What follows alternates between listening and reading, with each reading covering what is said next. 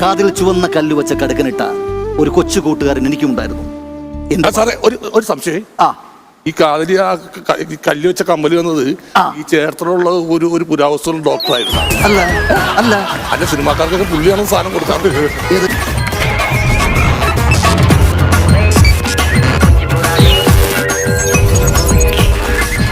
പ്രിയമുള്ളവരെ, എന്റെ മുന്നിലിരിക്കുന്ന ഈ കുട്ടിയോട് എനിക്ക് പറയാനുള്ളത്, നിങ്ങളുടെ ജീവിതത്തിലെ ഏറ്റവും സുഖവും സന്തോഷകരവുമായ ജീവിതത്തിലൂടെയാണ് നിങ്ങൾ ഇപ്പോൾ കടന്നുപോയിക്കൊണ്ടിരിക്കുന്നത്. വളരെ ശരിയാണ്. 2 പ്രളയം, 1 കൊറോണ.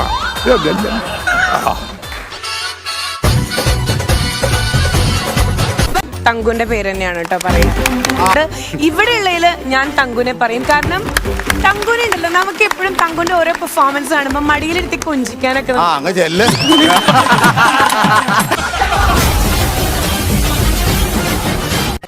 നിങ്ങൾ കാണുമ്പോൾ എനിക്ക് ഓർമ്മ വരുന്നത് എന്റെ കുട്ടിക്കാലമാണ്. ഈ മുതുക്കന്മാരാണ് ഇതൊക്കെ തോറ്റു പഠിച്ചതാ. നിങ്ങൾക്ക് ഉടുക്കാൻ ഉടുപ്പുകളുണ്ട്, സ്കൂളിൽ പോകാൻ വർണ്ണക്കടലാസിൽ പൊതിഞ്ഞ പുസ്തകങ്ങളുണ്ട്. പക്ഷെ സ്കൂളിലല്ലോ.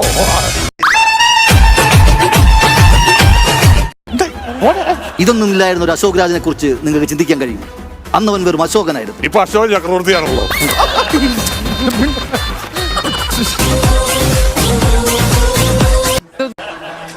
സുധിച്ചേട്ടന് ഇത് ഭയങ്കര ഇമ്പോർട്ടന്റാ എപ്പോഴും.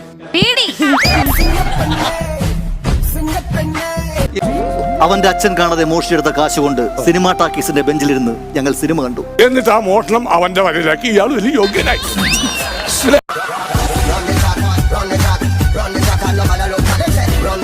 ഞാൻ വാമനനാടാ, നിന്നെ ചവിട്ടി താക്കുമടാ. ചെരുപ്പക്കൂരി വാമനല്ല, വാനരൻ. അയ്യോ, എന്റെ ടീമായിരുന്നു. അടുത്തൊരു ചോദ്യത്തിലേക്ക്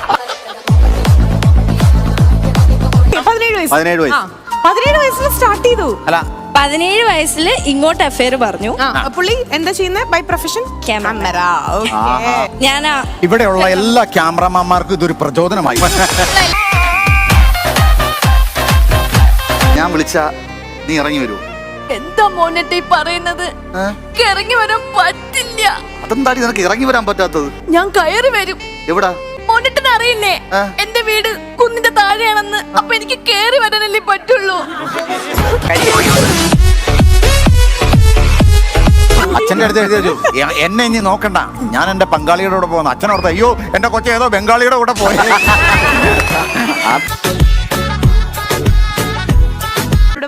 അമ്മേട്ട് എന്നെ സ്നേഹിക്കുന്നേക്കാളും ദൂരായിട്ട് ഞാൻ മോഹനായിട്ട് സ്നേഹിക്കുന്നുണ്ട്. മനുഷ്യൻ ചേർത്ത് 35% മോഹനായിട്ട് എന്നെ സ്നേഹിക്കുന്നുണ്ട്. 100ന്റെ 25% സ്നേഹിക്കുന്നുണ്ട്.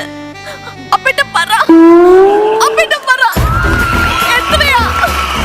തങ്കച്ചേട്ടനെ അടിക്കുന്നതിൽ എന്നെ ഒരുപാട് പേര് വഴക്ക് പറഞ്ഞു. എന്തിനാ നീ തങ്കച്ചേട്ടനെ അടിക്കുന്നത്? പിന്നെ തങ്കച്ചനെ തല്ലാതെ? അല്ല, അത് ചോദിക്കുന്നേ. അന്നുന്റെ അച്ഛൻ സ്കൂളിൽ പഠിക്കുമ്പോ തങ്കച്ചൻ സീനിയറാ.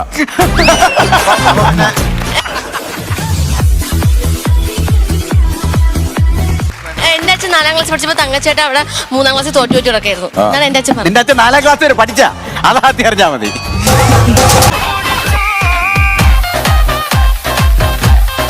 ഇതുപോലുള്ള ഓരോ ആൾക്കൂട്ടങ്ങൾ കാണുമ്പോഴും അവന്റെ അശോക എന്നൊരു വിളിക്ക് വേണ്ടി ഞാൻ ഇപ്പോഴും കാതോർക്കുന്നു. അശോക